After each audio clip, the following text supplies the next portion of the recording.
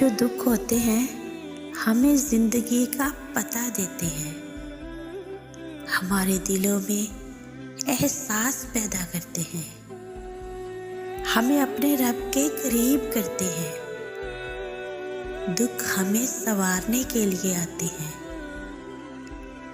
دکھ برے نہیں ہوتے، یہ ہمیں زندگی کی سمجھ دیتے ہیں۔ جب ٹوٹ کر بکھر جاتے ہیں ہم، تب ہم اللہ سے ہی رجوع کرتے ہیں۔ جب ہمیں دنیا ٹھکرا دیتی ہے، تب ہم اللہ کو پکارتے ہیں۔ اگر یہ دکھ ہماری زندگی میں نہ ہوتے تو ہم اللہ کو یاد کیسے کرتے؟ یہ دکھ کسی نعمت سے کم نہیں جو ہمیں اللہ کی یاد دلاتے ہیں، اور یہ احساس دلاتے ہیں کہ اللہ کے سوا ہمارا کوئی نہیں۔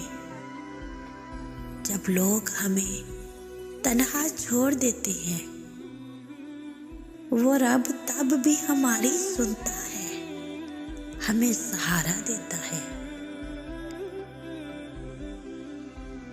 یہ دکھ جو ہم لوگوں کو سناتے پھرتے ہیں، اگر اللہ کو سنائیں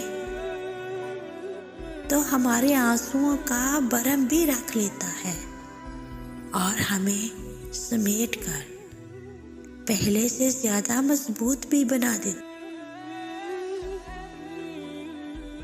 دل کی عبادت گاہ عمارت کی عبادت گاہ سے زیادہ مقدس ہوتی ہے، کیونکہ اللہ انسان کے دل میں بستا ہے، اور وہ شاہ رگ سے بھی زیادہ قریب رہتا ہے۔ اس کی حرمت و تقدس پامال کرنے والے لوگ کبھی بھی اللہ کی محبت کے حقدار نہیں ہو سکتے۔